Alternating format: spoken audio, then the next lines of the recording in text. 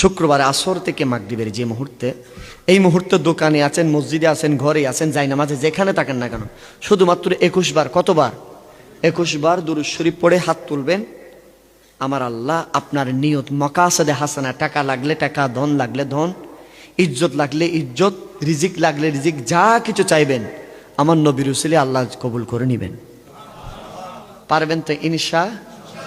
আরেকটা সমস্যা, আমাদেরকে কন্টিনিউ ফোন দেয়, বড় হুজুর রাতে হাঁটতেছি বন্দরে মনিরনগরে, হঠাৎ করে গা হাত ভার হয়ে যায়, রুমের ভিতরে থাকলে কেমন জানি ধুম ধুম আওয়াজ হয়, জিনের সমস্যা, এরকম আছে না নাই?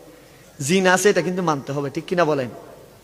জিনে 24 ঘন্টা ভিতরে যে কোনো 1 মিনিটের জন্য হোক, 1 দিনের জন্য হোক, 1 ঘন্টার জন্য হোক, কিছুর সুরত ধরে, হোক সেটা সাপ, হোক সেটা কুকুর, হোক সেটা বিড়াল। এটা সময় অনেক সময় আমরা দৌড়ে যাই, যেমন আমরা অনেক সময় ওইদিক দিয়ে বোয়ালখালি ফাঁসুরি দিয়ে আসতেছি, কালো বিড়াল একটা দুধ দিছি, অনেক সময় বিড়াল থাকে, এক সময় বিড়ালের আকৃতিতে ধরে কি জিন থাকে। সেজন্য আপনারা সবসময় সাইরকুল জানেননি?